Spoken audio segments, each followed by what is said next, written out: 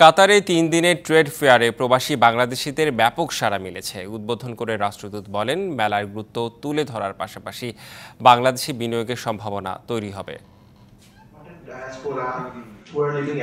বাংলাদেশ ও কাতারের মধ্যে ৫০ বছরের সফল কূটনৈতিক সম্পর্ক উদযাপন এবং কাতারের মহামান্য আমির Sheikh Tamim bin Hamad Al থানির বাংলাদেশে ঐতিহাসিক সফর উপলক্ষে Reliant Events and Exhibition Management ও বাংলাদেশ দূতাবাসের সহযোগী এই মেলার আয়োজন। দীর্ঘদিন পর আবাসন খাতে প্রবাসীদের জন্য এমন সুযোগ করে দেওয়ার জন্য খুশি প্রবাসীরা। ক্রাউন প্লাজা বিজনেস পার্কে বাংলাদেশ ট্রেড ফেয়ার উদ্বোধন করেন রাষ্ট্রদূত মোহাম্মদ নজরুল ইসলাম। এখানে ওই রিয়েল এস্টেট ছাড়াও গার্মেন্টসেরও স্টল আছে। আমরা আশা করছি যে কাতারে আমাদের গার্মেন্টস ব্যবসা আরও স্প্রেড করার জন্য এটা একটা উল্লেখযোগ্য প্ল্যাটফর্ম হবে।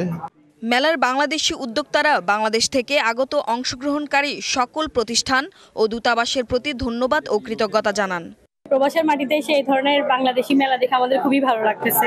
দেশি কিছু জিনিস দেখতে পাচ্ছি, এটা অনেক আনন্দের বিষয় আমাদের জন্য।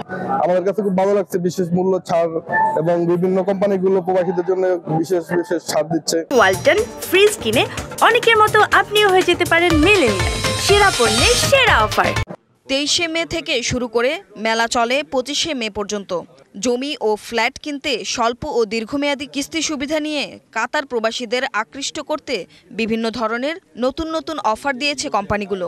কাঠা প্রতি মাত্র ২০,০০০ টাকা করে, ৩ কাঠায় অনলি ৬০,০০০ টাকা দিয়ে ওনারা ৩ কাঠা প্লট এখান থেকে বুকিং করতে পারবেন। যতটুকু প্রবাসীদেরকে ফেসিলিটিস দিয়ে তাদেরকে একটা প্লট দেওয়া যায়, এটা হচ্ছে আমাদের কাতারের আসার এবার হচ্ছে মূল উদ্দেশ্য। মেলায় বিভিন্ন খাতের ৩০টি বাংলাদেশি কোম্পানি অংশগ্রহণ করে তাদের সেবা ও পণ্য প্রদর্শন করে। বিশেষ করে আবাসন, garments, jute, banking, food and beverage, agro, hospitality and tourism. তাছাড়া প্রতিদিন ছিল সাংস্কৃতিক অনুষ্ঠানের আয়োজন। DBC news desk.